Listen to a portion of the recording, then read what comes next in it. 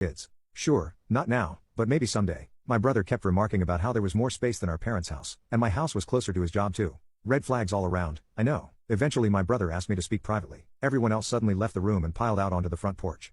That's what finally made me realize they'd planned something. My brother, Dan, said the house was too much for me alone, so I should let him move in with his family because his wife is pregnant with kid number 4. He pointed out that I already have the camper, so I could just live in that outside while they live in the main house. Everyone never once spoke of offering rent. Mind you, he's got a good job. He also started talking about how there would be changes, and even curfews, that I couldn't just walk in at any time without prior notice. If it weren't my brother, I'd think the person I was talking to had lost their mind. But Dan lost his marbles long ago thanks to our parents treating him like he was the center of the world. I tried to speak, but he kept talking over me as if I had no say in the matter. There was no way in hell I'd rent my house or parts of my house to him. Other people maybe, just so I can pay the mortgage off more easily. But certainly not him or his nasty wife. I've heard of this exact kind of situation in videos online many times and never once did I think I'd actually live it because I thought it so ludicrous. But my parents, brother, and sister-in-law do all fit the bill for a bunch of narcissistic entitled crazies. So I picked up my phone and set it to start recording. Then just held onto it. Dan didn't even seem to care or notice that I'd done this, and just sat there with his arms waving around while talking about all the reasons why he needed my house. Then went from saying that to acting like it was a done deal and trying to reach out his hand to shake mine.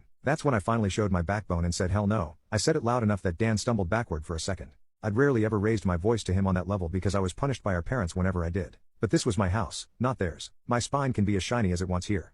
I told him that my house was not up for grabs and acting like I'll let him move in just because they want it won't make it happen. I bought my house for me, and it's not my fault he keeps having more kids and has to keep living with our parents because he can't afford to move out. Dan got as physically close to me as he could without actually touching me and said that I didn't deserve the house, and he needed a better place for his family to live. I laughed back in his face and said that was total BS because I worked hard to be able to buy my house. Of course I deserved it. Dan started yelling that I have no wife or kids, and I don't need all the space so I may as well give it to him. I said I'm not giving him anything and he never even offered to pay me rent. If I let him move in, I'd still be covering the entire mortgage on my own house without even being able to live in my own house.